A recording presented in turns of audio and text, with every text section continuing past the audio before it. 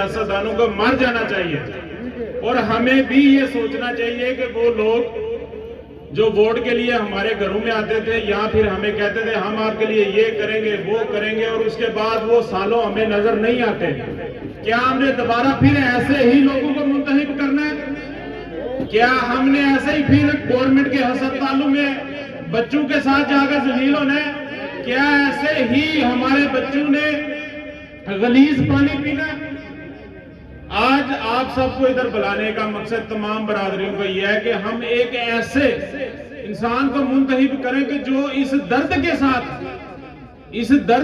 अगर उसे गवर्नमेंट की तरफ से कोई फंड मिलते हैं तो वो उस फंड को इस दर्द के साथ लगाए कि यार किसी गरीब का भला हो जाए, हॉस्पिटल की कोई हालत बेहतर हो जाए, कोई एजुकेशन का सिस्टम बेहतर हो जाए।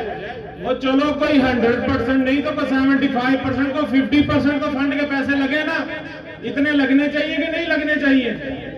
लेकिन हम क्या देखते हैं कि पिछले 50 सालों के अंदर ना जलालपुर जट्टा के अंदर निकासी का निजाम ठीक हुआ, ना हॉस्पिटल का निजाम ठीक हुआ, ना ही एजुकेशन का निजाम ठीक हुआ।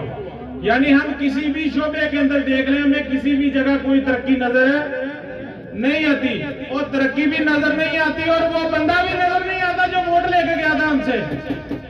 और या तो वो बंदा मत्था लगे ना कुछ एक्सप्लेन करेगा यार ये मसले हैं, फंड मिले हैं नहीं, लेकिन हम अखबारों में पढ़ते हैं देखते हैं जी 50 करोड़ के फंड मंजूर हो गए, 80 करोड़ के फंड मंजूर हो गए, लेकिन वो फंड जाते किधर है कोई समझ नहीं आती।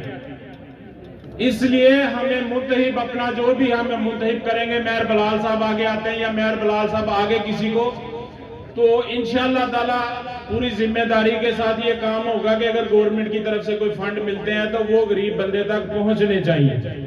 ये शार्ट सी बातें थी, यही बातें पहले मेरे जो भाई मुकर्रर हैं उन्होंने भी किया, मेरी भी यही है। एक दर्द है तमाम गरीब आवाम के लिए। पहले भी इधर जो बंदा किसी भी रेफरेंस से हमारे पास आता है, हमारी कोशिश होती है ज्यादा से ज्यादा हम उसकी हेल्प करें। मजीद भी इंशाल्लाह हम हर तरह से जलालपुर जट्टा के तमाम बरादरियों के साथ, तमाम भाइयों के साथ हर तरह से इंशाल्लाह हम साथ हैं। अस्सलाम वालेकुम।